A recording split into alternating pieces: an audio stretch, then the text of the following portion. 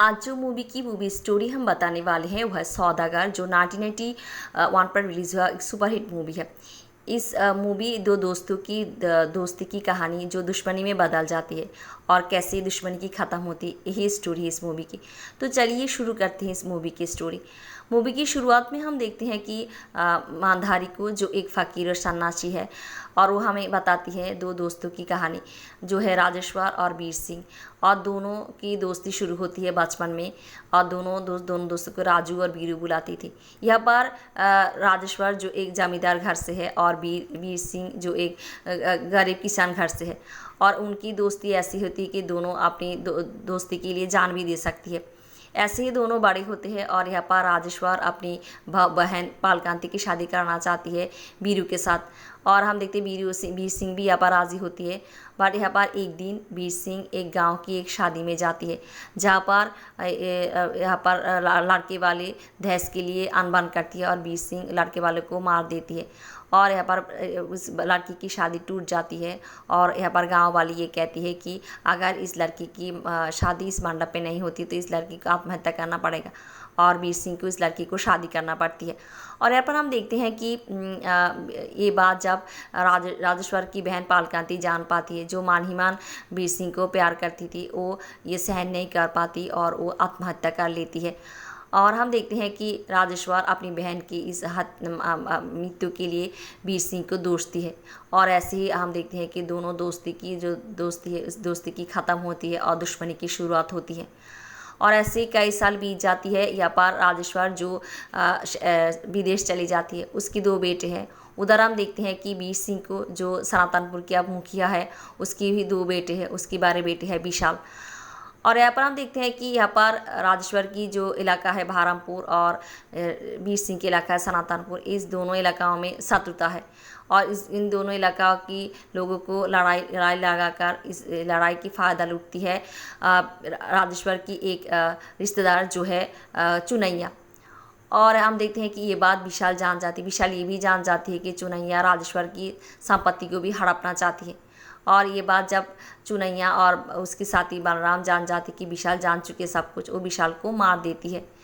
और ऐसे ही हम देखते हैं कि बहरमपुर और सनातनपुर में फिर एक बार लड़ाइयाँ शुरू हो जाती है, और यहाँ पर आर्मी लोग आकर उन लोगों को रोकती है। और यहाँ पर राजेश्वर विदेश से लौट आती है। वो आकर ये जानना चाहती है कि विशाल की हत्या कैसे हुआ है, और वो पुलिस कमिश्नर को फ़ोन करती है। पुलिस कमिश्नर उसे अपनी ऑफिस में बुलाती है, और यहाँ पर चुनैया और बलराम ये जान जाती है, और वो पुलिस कमिश्नर को मार देती है, पुलिस को खबर देती है। और जब राजेश्वर पुलिस कमिश्नर के ऑफिस में जाती है और देखती है कि पुलिस कमिश्नर मारी हुई है, और तब यहाँ पर पुलिस चली आती है और वो आकर राजेश्वर को पकड़ लेती है पुलिस कमिश्नर की हत्या की दाय पर, और उसके राजेश्वर की 14 साल की जेल हो जाती है। और यहाँ पर जेल में चुनैया राजेश्वर को ये कहती है कि उसकी इस यहाँ के पीछे वीर सिंह के हाथ की, वीर सिंह अपने बेटे विशाल की हत्या के प्रतिशोध के लिए षड्यंत्रकारी है।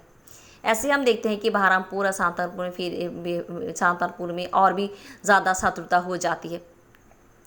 14 साल बीत जाती है, और 14 साल के बाद यहाँ पर हम देखते हैं कि राजेश्वर की पोती राधा को जो शहर से पढ़ लिख कर आए हैं, उधर हम देखते हैं कि वीर सिंह की पोता बासु को भी पढ़ने के लिए दूर गई थी, और दोनों ही गांव में आती है, दोनों की देखा होती है। उधर राधा की भाई कुणाल जो सनातनपुर की एक लड़की आमला को पसंद करती है। यहाँ पर राधा और या बासु की बासु दोनों देखा करती है, दोनों प्यार में पड़ जाती है, और उनकी प्यार के बारे में मांधारी जान पाती है, और मांधारी बहुत खुश होती है। मांधारी उन लोगों को उनकी दादाओं की दोस्ती की कहानी उनको बताती है।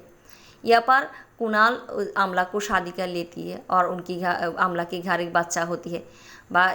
आमला इस बच्चे के बारे में कुणाल को चिट्ठी में लिखती है, बट कुणाल यहाँ पर डर जाती है और वो इस बच्चे को अपना नहीं चाहती।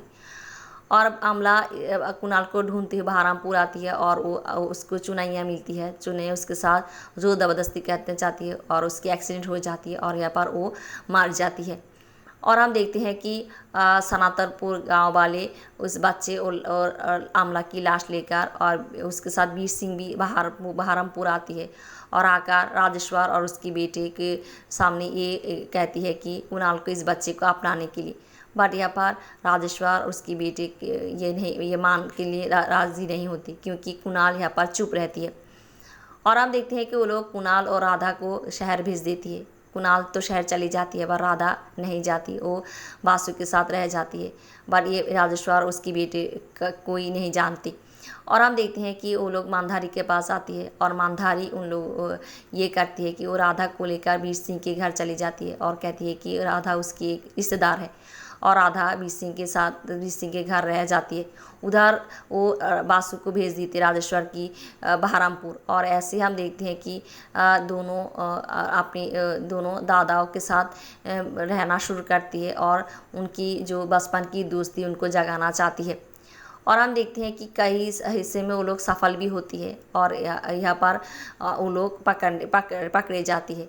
और हम देखते हैं कि यहाँ पर आर्मी वालों ने होली की एक पार्टी देती है, जहाँ पर वीर सिंह और राजेश्वर दोनों आती है, और यहाँ पर राधा और बासु भी आती है, और वो लोग आकर अपने प्यार की इजहार करती है अपने दादाओं के सामने। बट यहाँ पर उनके घर वाले उनको पकड़ कर ले जाती है। और अब पार्टी में ही हम देखते हैं कि राजेश्वर ये जान जाती है कि चुनैया उनकी पीठ पीछे उनकी सारे संपत्ति को हड़पना चाहती है, और सारे अपकर्म करती रहती है। और यहाँ पर हम देखते हैं कि राजेश्वर जो जिसके मन में वीर सिंह के लिए कारभार थी उसकी ख़त्म करती है, और वो लोग होली खेलती है यहाँ पर, और दोनों दोस्तों के बीच दोस्ती हो जाती है फिर एक बार। और यहाँ पर हम देखते हैं कि राधा और बासु दोनों घर से भाग जाती है, और यहाँ पर चुनैया और बलराम उन लोगों को पकड़ लेती है। और ये बात जब वीर सिंह और राजेश्वर जान पाती है, वो लोग राधा और बासु को बचाने जाती है। और हम देखते हैं कि यहाँ पर राधा और बासु को बचाते हुए वीर सिंह और राजेश्वर दोनों ही घायल हो जाती है, और दोनों यहाँ पर मार जाती है। और हम देखते हैं कि मानधारी और राधा और बासु आकर ये देखती है कि वीर सिंह और राजेश्वर दोनों की बाहों में है, और ऐसे ही हृदय दहने वाली एक दृश्य देखकर वो लोग बहुत ही दुखी होती है। और यहाँ पर हम देखते हैं कि बहरमपुर और सनातनपुर में जो दुश्मनी है उसकी ख़त्म होती है, और राधा और बासु की भी मील होती है। ऐसे ही ख़त्म होती इस मूवी की स्टोरी। धन्यवाद।